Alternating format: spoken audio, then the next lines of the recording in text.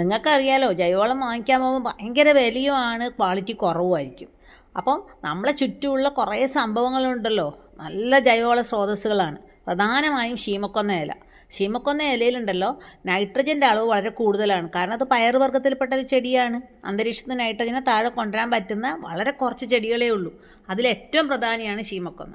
അതുകൂടാതെ ഇതിൻ്റെ വേര് പടലുണ്ടല്ലോ വളരെ ഡീപ്പായിട്ട് പോയിട്ട് ന്യൂട്രിയൻസ് വലിച്ചെടുക്കും. മറ്റ് പയറുവർഗ്ഗങ്ങൾക്ക് ഇല്ലാത്തൊരു ഗുണം ശീമക്കൊന്നക്കുണ്ട്. അങ്ങനെ നോക്കിക്കഴിഞ്ഞാൽ ശീമക്കൊന്ന ഇലയിലുണ്ടല്ലോ നൈട്രജനും മറ്റ് മൂലകങ്ങളും വളരെ കൂടുതലാണ്. പിന്നൊരു ഗുണം എന്ന് വെച്ച് കഴിഞ്ഞാൽ വളരെ പെട്ടെന്ന് അഴുകും. അപ്പോൾ നമ്മളെ പച്ചക്കറിക്കാണെങ്കിലും ഓർണമെൻ്റൽ പ്ലാന്റ്സിനാണെങ്കിലും തെങ്ങിനാണെങ്കിലും നമുക്ക് ജൈവവളമായിട്ട് ഉപയോഗിക്കാൻ പറ്റുന്ന ഒന്നാണ് ശീമക്കൊന്ന ഇല. ഇലയും വെള്ളം തണ്ടുകൾ ഉപയോഗിക്കാം കേട്ടോ. തെങ്ങിനുണ്ടല്ലോ ഒരു വർഷം 30 കിലോഗ്രാം വരെ ഉപയോഗിക്കാം. എല്ലാ ഫ്രൂട്ട് പ്ലാന്റ്സിനും 15 കിലോഗ്രാം വരെ ശീമക്കൊന്ന ഇല ഉപയോഗിക്കാം. ഇതിന് ജൈവാംശം മാത്രമല്ല കേട്ടോ, ഇതിനകത്തുള്ള ആൽക്കലൈനും ടെർപ്പിനോൾസും ഒക്കെ കുറേ കീടങ്ങളെ പ്രതിരോധിക്കുകയും ചെയ്യും. അപ്പോൾ വേരുതീനി പുഴുക്കൾ ഒഴിവാക്കാനും ഒരു പരിധിവരെ ഇതിന് പറ്റും.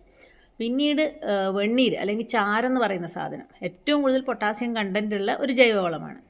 അപ്പോൾ നമ്മളെ ചുറ്റുമുള്ള തെങ്ങോലയും ചകിരിയും ഒക്കെ കത്തിച്ചാലുണ്ടല്ലോ നല്ല ഒന്നാന്തരം പൊട്ടാസ്യം അടങ്ങിയിട്ടുള്ള ജൈവവളം കിട്ടും. അപ്പോൾ ഇത് നമ്മൾ ഇതിനായിട്ട് കത്തിക്കാൻ പാടില്ല കേട്ടോ.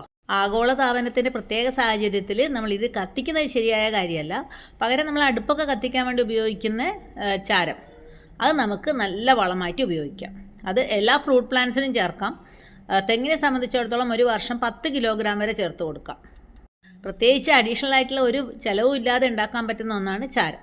പിന്നെ തെങ്ങിൻ്റെ ഓലയും ചകിരിയും മടലും ഒക്കെ ഉപയോഗിച്ച് തയ്യാറാക്കാൻ പറ്റുന്ന തെങ്ങോല കമ്പോസ്റ്റ്, ഇത് ഒന്നാന്തരം ജൈവവളമാണ്. കാരണം ഇതിൻ്റെ ഏറ്റവും വലിയ ഗുണം എന്ന് വെച്ചാൽ ഇതിൻ്റെ വാട്ടർ ഹോൾഡിംഗ് കപ്പാസിറ്റി വളരെ കൂടുതലാണ്. അപ്പോൾ ഏറ്റവും ചിലവ് കുറഞ്ഞ രീതിയിൽ ഉപയോഗിക്കാൻ പറ്റുന്ന 3 ജൈവവളങ്ങളാണ് ശീമക്കൊന്ന ഇല, ചാരം, തെങ്ങോല വെച്ചിട്ടുള്ള കമ്പോസ്റ്റ്. അപ്പോൾ ഇതൊക്കെ ഉപയോഗിച്ച് നമ്മൾ ന്യൂട്രിയൻസ് കൊടുക്കുകയാണെങ്കിൽ അല്ലെങ്കിൽ വളപ്രയോഗം നടത്തുകയാണെങ്കിൽ ഏറ്റവും ചിലവ് കുറഞ്ഞ രീതിയിൽ ഏറ്റവും കൂടുതൽ ന്യൂട്രിയൻസ് കിട്ടുന്ന വളപ്രയോഗമായി.